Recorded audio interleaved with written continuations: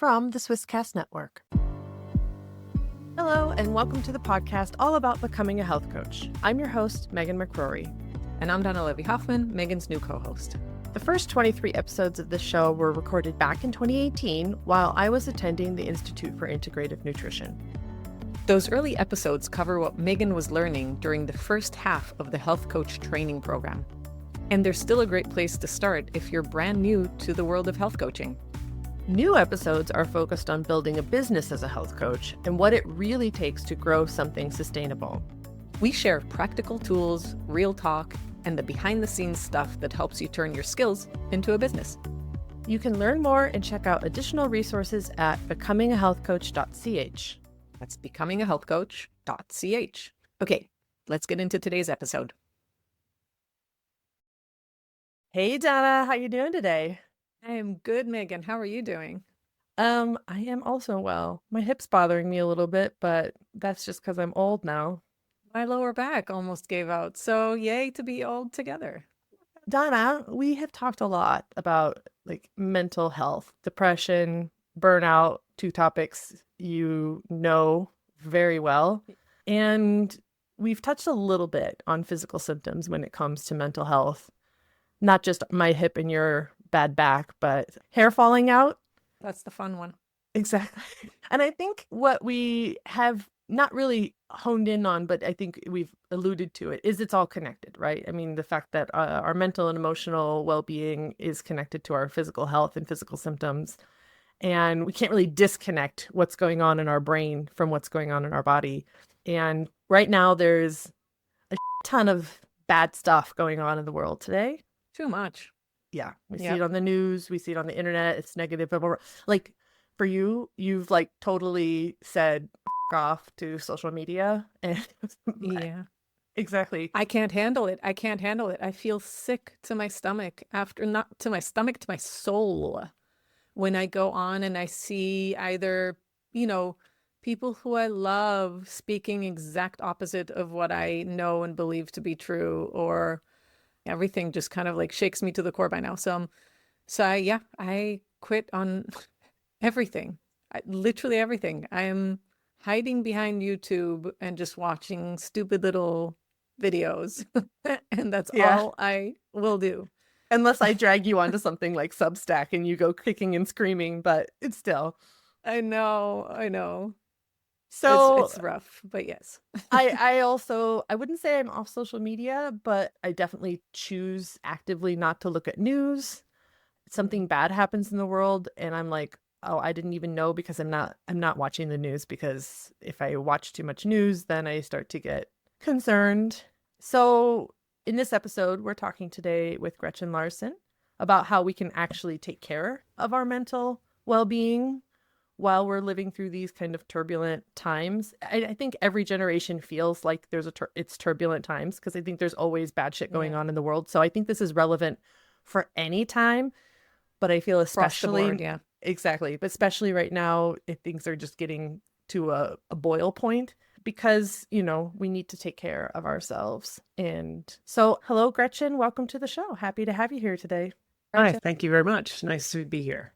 So, Gretchen, I know that you've also been thinking a lot about this today, about how when we're surrounded by so much of what's happening in the world and we can't control that, what have you noticed about how that affects what we can control in our lives?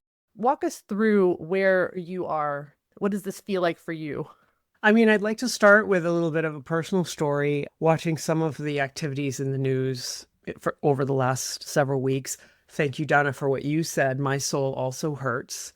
And we all have to find a way that's right for us to navigate being aware of what's happening in the world, as well as shielding ourselves, because there's a lot that I think you guys have probably talked about nervous system regulation in your podcast. I'm not going to go into that, but there's a lot that's going to trigger that. My own story in watching some of the recent deaths online and some of the video footage of Brene Good set off for me sort of a spiral downward, right? And I had my own really intense reaction to a lot of the news that was coming out about that, and then watching some of the things that were being posted on social media. And in the midst of that, for me, there's, the things we can't control in the world, right? We don't control the politics of the United States or Europe or other places. And then there's our own sort of circle of control. But for me, in the days following watching these things online, I found that my sense of helplessness in I can't control the world tipped over even into my own sense of control. I questioned myself. I questioned my own productivity. I questioned my career choices, right? My recent one to become a coach and to help people. And I struggled for several days to just really get back into what can I do and how can I show up? I don't know if some of your listeners are having some of these same problems, if you're seeing or hearing about it. Yeah. I mean, I'm sure that they do. I think no matter, by now, sadly, no matter where you're from and where you live, you're affected by these things, whether it's because of social media and the exposure to that, or, just it happening everywhere all at once, what it seems to be. But I can totally relate to what you're saying, because I feel like a lot of funny enough, when I went through my burnout, a lot of the things that I felt were problematic were loss of control. And I think that feeling of helplessness when you're kind of growing up going like, well, I'm basically, navigating left and the car's taking a left or vice versa. And then all of a sudden everything kind of crashes around you and you're like, who is pulling the strings on this, and how can I call him? That is basically where it takes you. So yeah, I don't even have a question in that. I just wanted to say that I very much relate to that feeling. Mm-hmm. Yeah.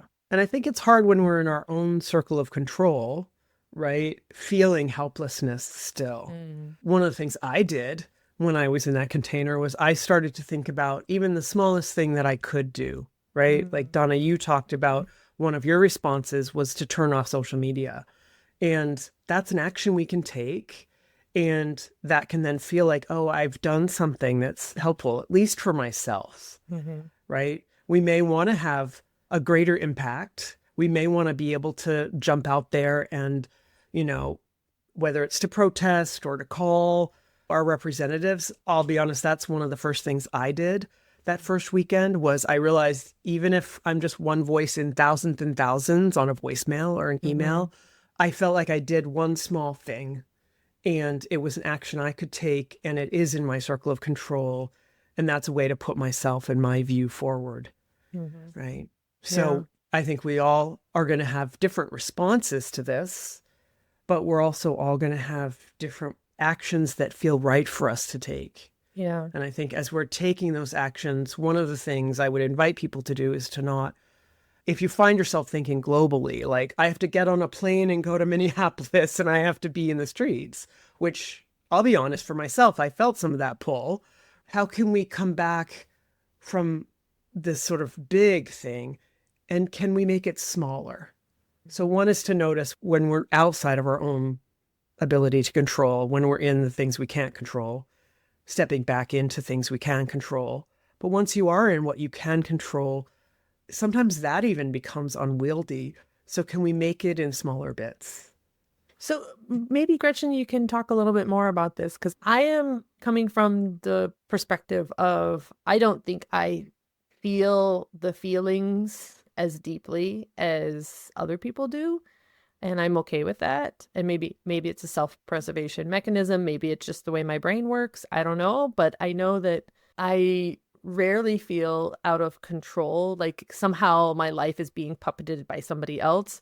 And I feel like I'm kind of separated myself from the world and I'm a bubble within a bubble.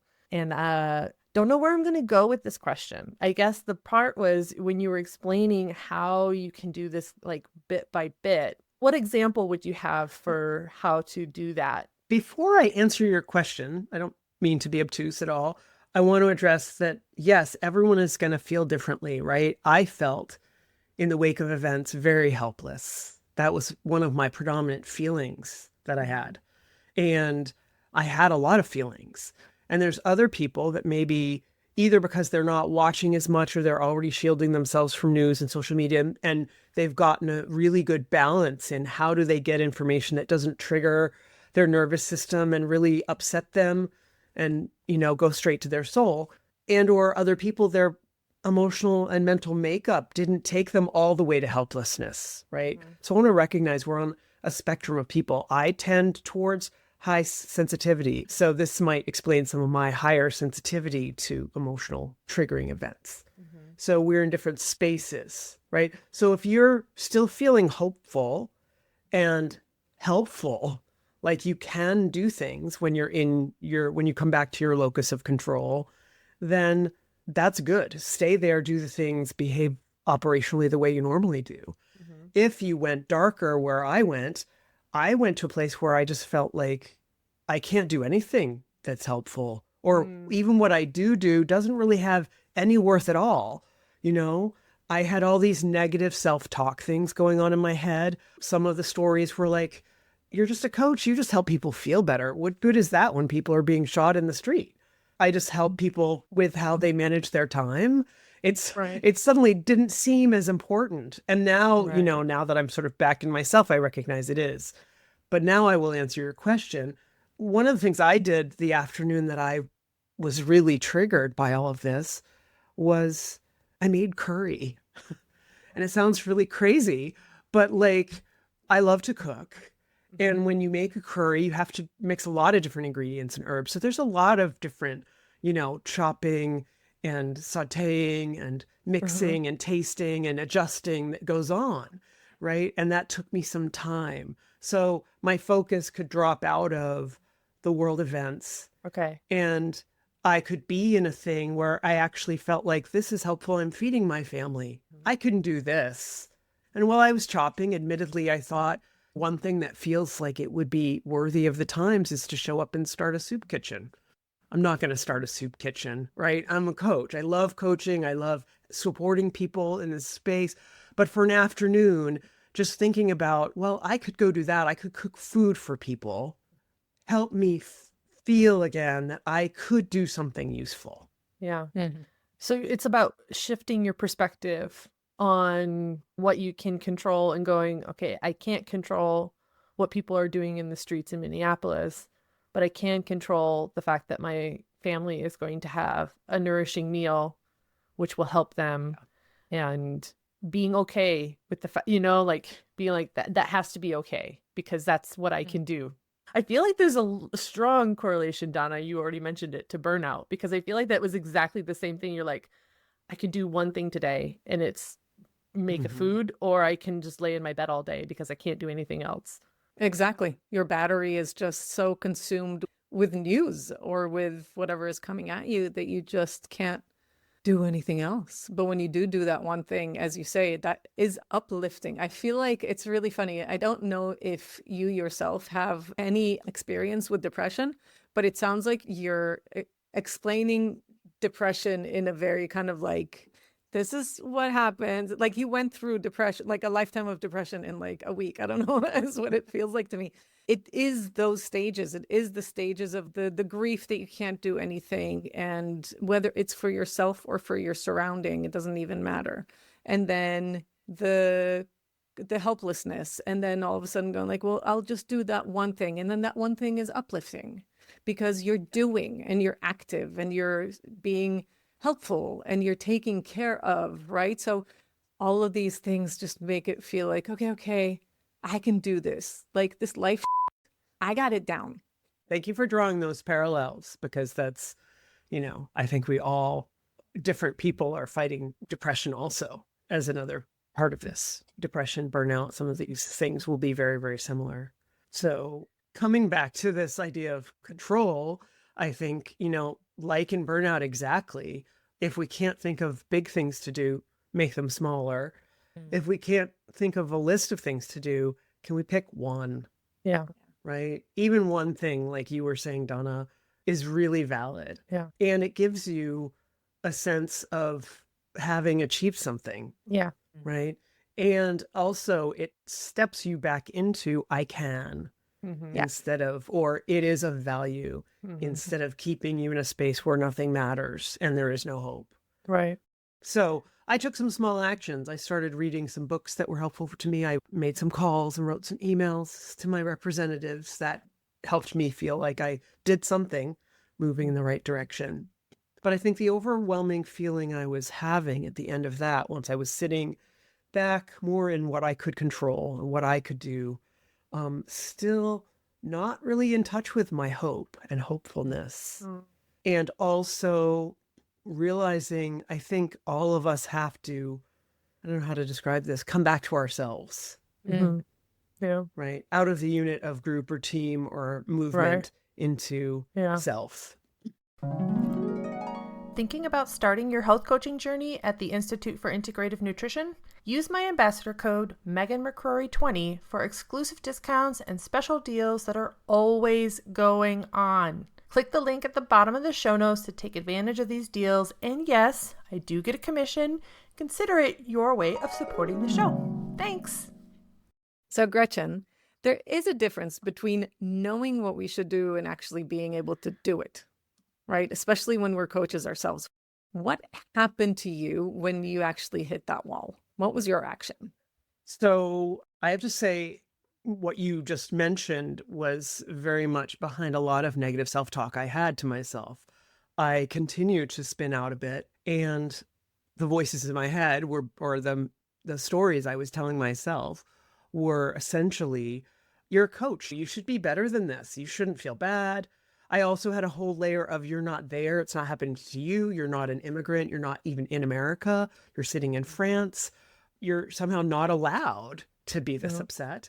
And if you are this upset, you should know what to do. You should just be able to bounce back. And I realize I'm using this, idea of we're coaches and we know what to do, but we're struggling to use the tools. I was using this against me. It wasn't helping me because I felt like it was keeping me from actually feeling my feelings and actually falling all the way down. You weren't allowing yourself to actually just go there, to be like really at the bottom of the barrel. Yeah. It was a bit like spiritual bypass. People talk about using meditation and mindfulness to just skip over the feelings, not actually hold yourself in a healthy, loving way while you're experiencing the feelings, right? Yeah. So what I did is, I kept I do connection calls every week with colleagues and friends who are other coaches, people I went to coaching school with. And we, share all kinds of stories and struggles we have in our businesses and in our lives. It's a really great set of women that I know. And on one of these calls, I was with two friends and they asked me how I was doing. And for the first time all week, it had been like 3 or 4 days that I was like, I'm a coach, I'm fine, I've got this. This is what I wanted to portray to people. But inside, I was feeling like shit, like my soul was hurting and I didn't know what to do. And I lost touch with my purpose. And I just told people, I said, I'm actually doing really, really badly. And I then went to the feelings. I was like, I feel like I'm not even allowed to feel this way. I feel like I should know better. I should be able to use these tools better than everyone else. And why is this happening? And why do I feel so bad? And honestly, these coach friends, they just, like good coaches, held space for me, shared their own stories. I heard from all of them, actually. There were 3 of us on the call. All of them were struggling with their feelings of hopelessness. They had all lost sense of hope. And one of them is a longtime activist. And she was like, I've never lost hope before. And I haven't felt hope for the last day. Yeah. And we went through that feeling together and we cried and we were mad and we allowed our anger to come forward. And I think there's a couple very key things that I want to talk about here that I don't want to lose, right? One was that I allowed and finally stepped into my feelings, right? So I was with my feelings instead of pretending I wasn't having my feelings. The second is I did it with other people. I did it in connection. I didn't do it alone. You can do this alone. And if you have mindfulness tools or meditation tools, there's other tools. People use prayer also to do it by yourself.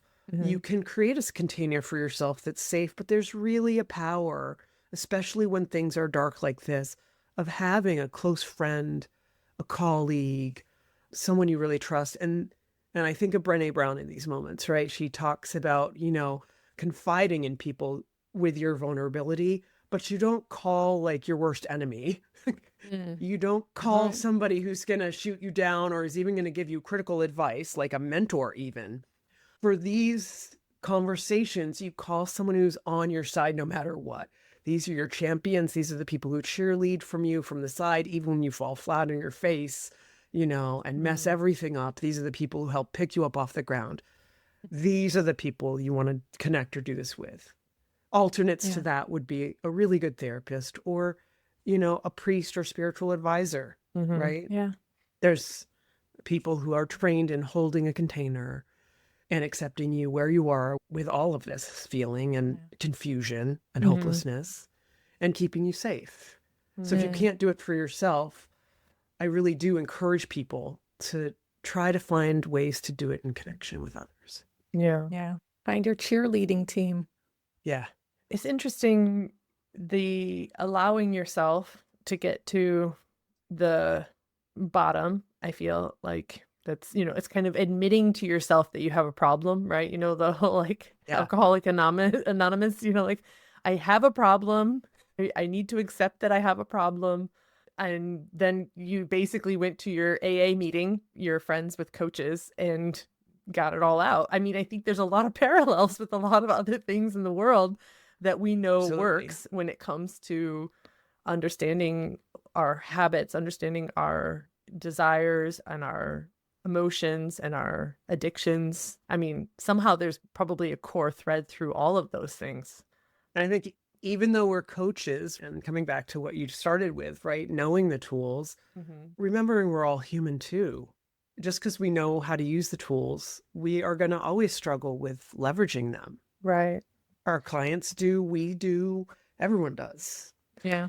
So, Gretchen, once you stopped resisting yourself and resisting this need to feel like you're perfect on the outside, you're a perfect coach and doing all these things perfectly, and then you found that support, how did you come out of that? Like, what were the things that you did next once you've got to the bottom? Now you know you're at the bottom, you've acknowledged that. So where do we go from here to then actually function in the world when it's a storm? There's a number of things we can do to help ourselves, right, in this space and come sort of bounce up off from the bottom, but also some ways keeping the bottom in view in a way. The first thing that I did once I realized I wasn't feeling my feelings was to make some space for my feelings, right? We can jump right to let's allow our feelings to come forth. But if we're not in a safe space to do that, it's harder to do it. So I think a step before just allowing our feelings and feeling our feelings is really making space and being thoughtful, especially now, of when and how we do that, right? Some people are comfortable doing this in a group, continuing to talk to friends, close ones, these close advisor, cheerleader people we have, continuing to have our feelings and share our feelings with other people are good spaces. But I also think we can create alone space and time for this. So I'm a longtime meditator. I take it to the cushion, right? I have a little meditation, quiet space in my house.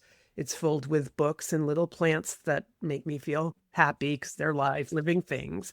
And it's just this beautiful space that I've created. I also have a meditation cushion there and meditate almost daily. We're not doing perfection, right? And that space is one I feel very safe and supported in. So for me, it's a physical space. It creates a mental space for me. I guess by comparison, I would say, you guys have talked a little bit about burnout. When you're at work with a team of people, it might not be safe for you to have these feelings. It might be safe with certain groups of people over coffee to let some of it out. But, if these feelings are overwhelming for you, I think about friends of mine who suffered burnout or emotional stress when they were at work. They were in the bathroom crying quietly, like that was the only space they could find in the workplace that was acceptable for their feelings for that moment. So definitely make space, alone and with others, that's safe and comforting, where you can let your feelings come out. Can I add on something there before you move on? Because I think that this is a skill that people can use regardless of what kind of emotion that you're having. Right now, we're talking about the feeling of helplessness and despair.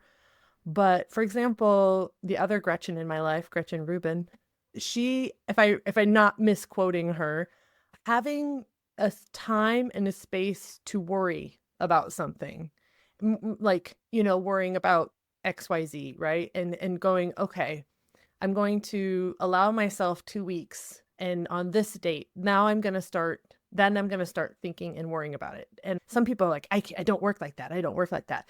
And I think, like meditation, that is a skill which, and when it starts to come up into your brain that you're worrying about something, whether it's something you need to physically do that's in your control or worrying about something out of your control, I think there's also a relaxation to the brain and the nervous system to allow yourself to say, I cannot and will not think about that topic right now because I need to do this. And you can't do that forever, right? You can't keep pushing it out forever, but there is a coping mechanism. There is a way to do that. And Donna did talk about this. I don't remember if we actually talked about it on the episode, but like when Donna, when you were in the burnout clinic and you were feeling so many feelings all the time and you just needed a fucking break from feeling all the feelings. Yeah. Right. Yeah. Yeah. That's That true was as 4 well. months of Yeah. hell. Yeah, there's nonstop feelings there.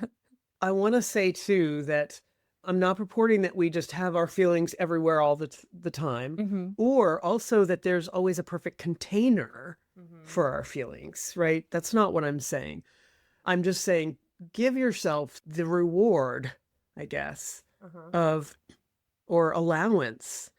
You're allowed and you deserve to have a space where it's safe for these feelings to emerge and for you to have them and for you to be with them.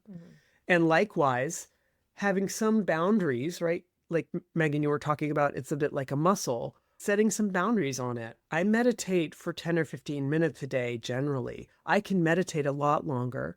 I can meditate in shorter spans of time, but that's kind of a container that's not too long, right? Also with your feelings, I'm not saying sit for the whole afternoon in this space and just sit feeling helpless or hopeless, but giving them a space and place where they can emerge and it's okay for them to be there. I also think there's a big parallel here for grief work. So I don't know if you've talked a lot about grief or grieving, but one of the more recent sort of writings around grief is that grief kind of has these two layers to it. There's just the grief. There's the feeling of loss and the feelings of sadness around something being gone or missing or a person. And then on top of that, there's all these stories and mental mindsets that we put on top of it. I'm not supposed to feel this way. I'm supposed to be over it already. I have to be over it in a set amount of time. I have to do it faster. I have to make it look better. And all of these things actually don't serve the grief or the sadness. They might cover it. We may not be able during the day to allow our grief out, but can we make space in the evening or when we're not at work or when it is safe to allow just the grief feeling to come forth, as opposed to spending all of our time also with the stories that are actually only making it worse. So, and this is some of the same journey I was on this past week. Can I let go of all the stories I was telling myself? I should know better. I should be able to use these tools. I don't really need to feel the feelings. They were keeping me from feeling the feelings. But like with grief, if we just allow ourselves to feel the feelings, if you're a meditator, you know this really well. As soon as you allow the feelings start to move and shift and change. They don't stay the same. They don't have the same power. They ebb and flow, but they move. I don't know, Donna, if you have any experience with this in your burnout. Yeah, so this totally reminds me of something that one of my therapists told me. She told me, don't try to avoid letting the feelings in order to protect yourself, but rather invite them over for tea. Sit down with them Have a conversation with them. Ask them what is bringing them to be, and then just lovingly send them back on their way. And I think that was such a breakthrough for me to really not try constantly to shield myself and feeling that heaviness. Like you feel a physical load on your shoulders, on your chest, on your heart, that because you're not letting those feelings through. And when you do, it's so scary. And at the same time, it's like the easiest thing that you can do in a way, especially in those moments. Yeah. That's a wonderful way to describe it.